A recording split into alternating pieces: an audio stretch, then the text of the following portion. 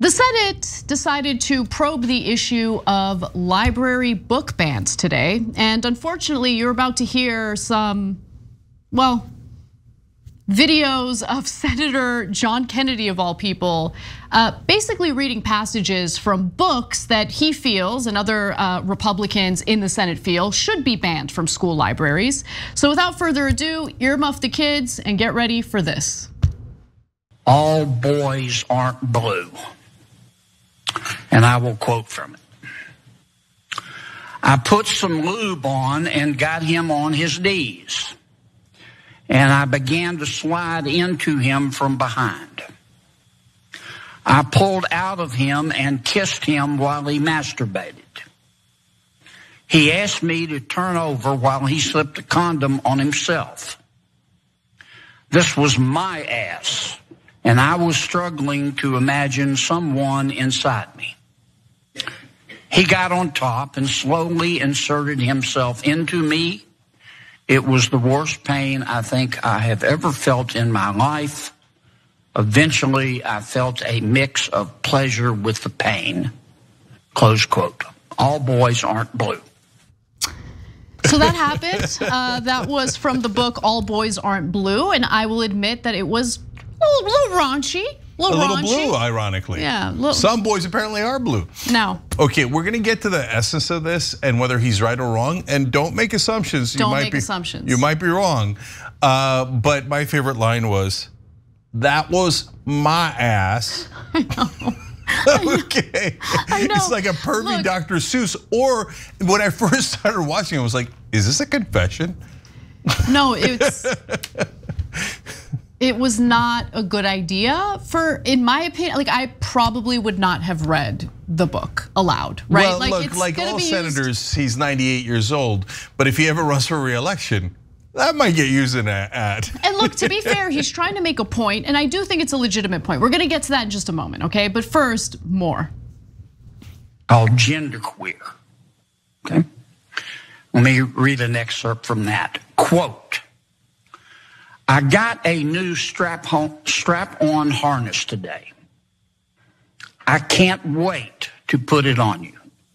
It will fit my favorite dildo perfectly. You're going to look so hot. I can't wait to have your in my mouth. I'm going to give you the blowjob of your life.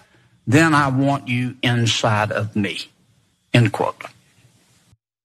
You know, if Senator Kennedy decided to have a little bit of a side hustle as a phone sex operator, maybe. Yeah, maybe. I'm thinking of having him read Justice is Coming. No, don't do it, don't do it. Something's coming, but it ain't justice. Oh, then I got a strap-on harness. Okay. I'm not even kidding, put it away, Kennedy. Okay. Put it away. Listen, and then the dildo went up and to the left, up and to the left. It's a serious matter. Despite us acting like school children right now, this is a serious matter having to do with school children. Okay, well, kind of. Sort of, yeah. Now look, the whole point of this hearing was to discuss book bans in school libraries. That has been a hot button issue. I do think that both sides have kind of been talking over each other. And what I don't take kindly to is how corporate media has covered this story, because they tend to hyper focus on pretty harmless books, like the book about penguins adopting a baby penguin that needed a family, right? There was nothing wrong with that book, but why focus on that when it's very clear that there are very specific titles that conservatives have issues with, conservative parents have issues with, and I would venture to say even liberal parents would have issues with if they knew that these books were available in their school libraries. Now look, it really depends on where they're available. Are they available in high school libraries? And if that's the case, I have news for you guys. Your kids have heard much, much worse, have seen much, much worse, if they have a phone especially, right? And they just heard it from the senator from Louisiana. True. That's now on the internet, and that is, are you kidding me? They're gonna make so many shorts out of that, and it's gonna be in a million TikTok videos, and kids are now infinitely more likely to have heard read the it book. because of John Kennedy, let alone more likely to read the book, 100%. right? So, but I actually don't think it's about the books. I'll get to my opinion on that in a second. I think what he's most right about is who gets to decide. And that was the main question he was asking the witnesses. And I was really annoyed at the witnesses for not having a good answer. Yeah, I agree with you on that. And I don't know how that process works, right? And look, I do think that, okay, so it's interesting because I doubt that any student even knew that either All Boys Aren't Blue or Genderqueer were available in their libraries. They know now, They know now, right? And so now there's like this race to ban them from school libraries. Before all high school kids could go get them. And I want to be clear, there have been instances of high school libraries that have contained these titles. But despite what you hear from conservatives, I have yet to see an actual example or actual evidence of this being available to like elementary school students. Now, a little more detail on the hearing itself. So it's titled Book Bans Examining How Censorship Limits Liberty and Literature. And remember, this is in the Senate, so I'm gonna assume that this was a hearing that was called by Democrats since they still control the Senate. Now, the hearing on the book bans was called as multiple Republican-led states have made it easier for books to be challenged in classrooms, and as school board meetings have been flooded with arguments on what is appropriate for children to read. Illinois, for instance, recently passed a law banning the banning of books in public schools and libraries. The law directs public libraries in the state to adopt or write their own versions of a library bill of rights, such as the American Library Association's, which asserts that materials should not be prescribed or removed because of partisan or doctrinal disapproval. And because of this, some members of the Illinois state government have basically tried to defend their efforts to keep these books in place. Now, after his pretty remarkable quotes, Senator Kennedy then addressed Illinois Secretary of State Alexi Giannoulis, and this person was present at the hearing to answer some of the questions by senators. So let's have a look at how this conversation went down. Mr. Secretary, what are you asking us to do? Are you suggesting that only librarians should decide whether the two books that I just referenced should be available to kids? Is that what you're saying? No. You do. With all due respect, Senator, the words you spoke are disturbing, especially coming out of your mouth is very disturbing. But I would also tell you that we're not advocating for kids to read porn, to Senator Booker's point. What are you advocating for? We are advocating for parents, random parents, not to have the ability, under the guise of keeping kids safe, to try and challenge the world view of every single manner on these issues.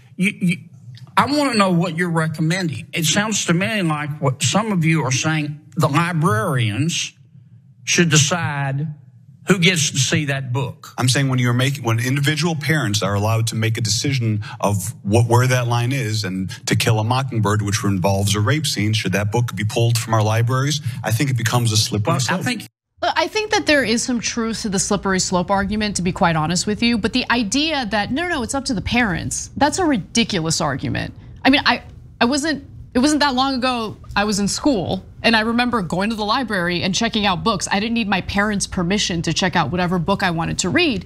So look, I do think that for some parents, the material in these specific books is disturbing and they would like to have a little more control over what their kids see. I think that age matters quite a bit. So if I have elementary school kids reading this kind of stuff, I can understand the worries about that. High school kids, as I've mentioned already, they've already seen things that are far worse. But I don't know what the right answer is, Cenk, because I don't want the slippery slope. Yeah. I do think it's important to avoid book bans as far as we can, right? But at the same time, I do think there's some material that is inappropriate for young children. Yeah, good news, I have the answer. Oh, okay. So first I'm gonna start with the tenor of the books and then I'm gonna get to what the right standard is. So look guys, are there some books that are too extreme that are going into for kids that are too young? I think that there are. So, but there's, from my understanding, from the evidence that the right wing has presented, it is very few. Okay, so that doesn't mean we shouldn't do anything about it. And so the left saying, okay, that's it. I don't want it. They don't exist, or I don't care that they exist, are not good answers. Okay. On the other hand, is that the predominant problem? No, I think the predominant problem is that the right wing is pretending that it's some sort of epidemic when they have found 2 books in the whole country. Go crazy, 7 books in the whole country that could present a problem, and we're not even sure it's really going to young kids or to high school kids, right? And so instead, what they're doing is they're focusing on almost all books related to LGBTQ folks, because they're targeting them. And then they started focusing on books that have African Americans. For what reason? That's not even related to anything we're discussing, right? And so it's super obvious that the Republicans have an agenda, and the agenda is to drive hate. But then don't give them their excuse. So how do you resolve it then? Because Kennedy is actually, believe it or not, asking a legitimate question. We're the fairest show in America. We tell you what things really are, not based on right wing, left wing, etc. Okay? So his question is, well, you're saying the librarians should decide. And the guy says, no, not just the librarians. Okay, then who? And he says, well, it can't be just rando parents. That's true. So, but he asked all the witnesses, and none of them gave him a clear answer. So here's my proposal for a clear answer.